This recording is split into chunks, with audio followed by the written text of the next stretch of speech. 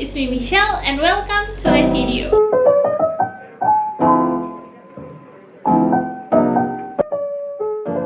Jadi topik pembahasan hari ini agak melenceng sedikit dari niche aku. Biasanya aku bahasnya tuh beauty related. Nah hari ini aku pengen ngebahas tentang pergigi-gigian. Jadi aku udah sempet bikin polling di Instagram aku mungkin sekitar 3 minggu yang lalu. Jadi aku habis operasi kecil, yaitu operasi gigi bungsu alias wisdom teeth. Nah, aku pengen cerita sedikit tentang si wisdom teeth ini. Oke, tapi sebelum mulai aku pengen disclaimer dulu. Aku bukan expert di bidang pergigi-gigian atau mulut segala macam. Aku hanya pasien. Aku pengen sharing ke kalian kenapa aku bisa cabut si wisdom teeth ini, rasanya kayak gimana. Terus ya pokoknya tentang experience aku aja sih, aku nggak akan ngebahas yang complicated, tapi aku akan ngebahas experience aku sendiri. Oke, first thing first, aku akan cerita kenapa aku memutuskan untuk cabut si wisdom teeth ini, alias si gigi bungsu. Jadi pas awal-awal numbuh tuh sebenarnya aku udah ngerasa dia kayaknya numbuhnya tuh nggak pada tempat yang benar gitu, jadi kayak miring. Tapi karena dia baru numbuh, aku tuh nggak tahu whether dia akan numbuhnya miring total di bawah gusi atau dia akan naik sedikit tapi miring. Nah ternyata setelah udah numbuh sempurna, dia itu numbuhnya miring, lumayan miring, tapi masih kelihatan gitu, dia masih muncul di gusi. Nanti aku akan insert foto ronsen aku juga, jadi kalian bisa ada gambarannya kayak gimana. Oke, jadi gambarnya kurang lebih seperti ini. Nanti aku akan taruh, nggak tahu di sebelah mana. Oke, jadi kurang lebih seperti itu. Alasan aku cabut sebenarnya nggak yang rumit banget. Aku nggak ngerasa pusing, aku juga nggak ngerasa sakit yang kayak gimana. Tapi aku jengkel banget karena setiap aku makan pasti dia nyelip. Nah awal-awal tuh kayak nyelip, jarang-jarang gitu, nggak selalu tiap makan. Nah belakangan ini kayak semenjak mungkin 3 bulan atau 2 bulan terakhir, dia tuh selalu nyelip. Jadi nggak pernah nggak nyelip gitu, walaupun makan kayak wafer sedikit atau misalnya makan buah sedikit, nah itu tuh langsung nyelip guys. Jadi kayak jengkel banget sih. Jadi setiap habis makan harus pakai toothpick untuk bersihin atau harus ngefloss. Itu menurut aku memakan waktu sih sebenarnya, karena di gigi aku yang bagian lain tuh nggak ada yang nyelip sama sekali. Nah jadi alasan utama aku karena dia nyelip. Jadi nggak ada sakit, nggak ada apa, karena dia suka nyelip, jadi aku jengkel kayak gitu. Nah habis itu sebelum aku cabut pastinya harus ronsen dulu supaya dokternya tuh bisa lihat secara keseluruhan gigi aku tuh kenapa gitu. Apakah dia benar miring atau kenapa gitu, mungkin ada medical I don't know. Nah jadi kita harus ronsen dulu biar lebih aman. Nah, kalau udah ronsen baru deh ke dokter gitu. Oke, sekarang kita masuk ke section operasi. Sebenarnya ini operasi kecil sih ya hitungannya, tapi aku sendiri waktu operasi itu memakan waktu sekitar 3 sampai 3,5 jam. Oke, pasti kalian bingung kan, kok bisa sih selama itu padahal operasi kecil doang. Oke, jujurly ini tuh aku dibius sama di anestesi. Jadi ada 2 kali gitu kan suntiknya.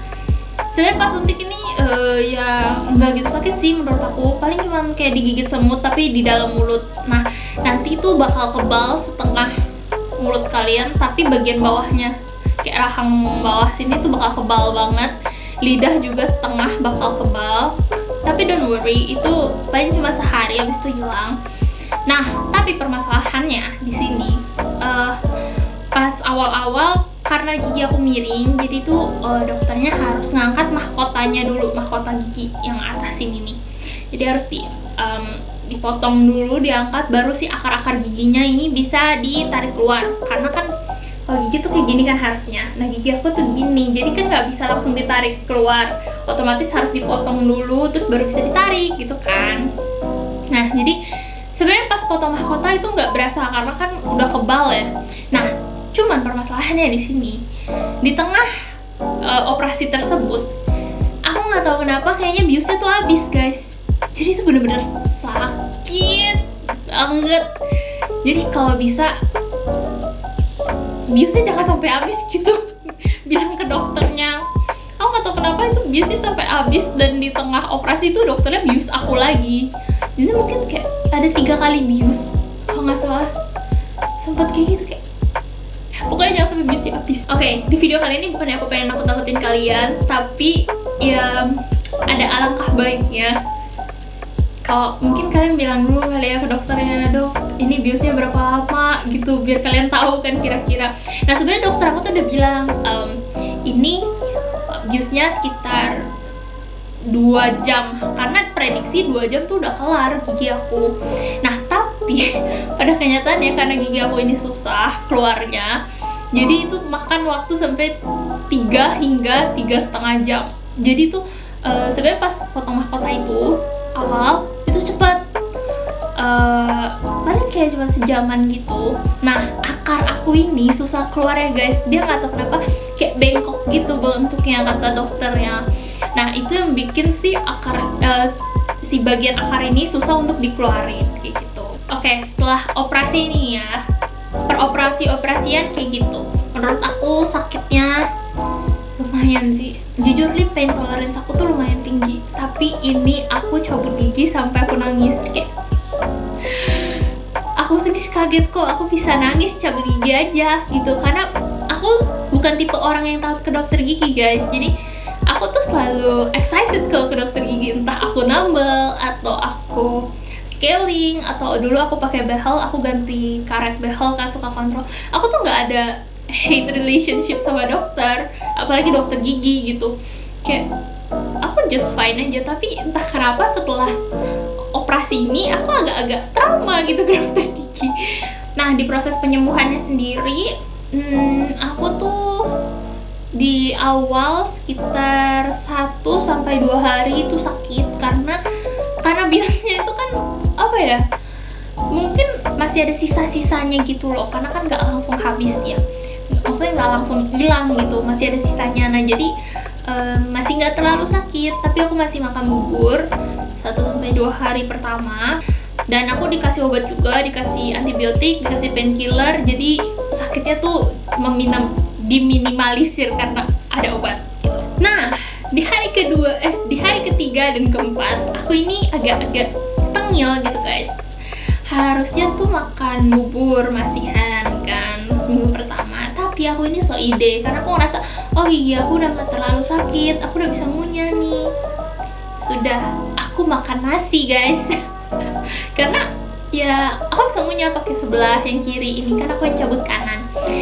Aku makan kunyah pakai yang kiri, no problem, selama 2 hari. Jadi hari ketiga dan hari keempat aku ingat banget.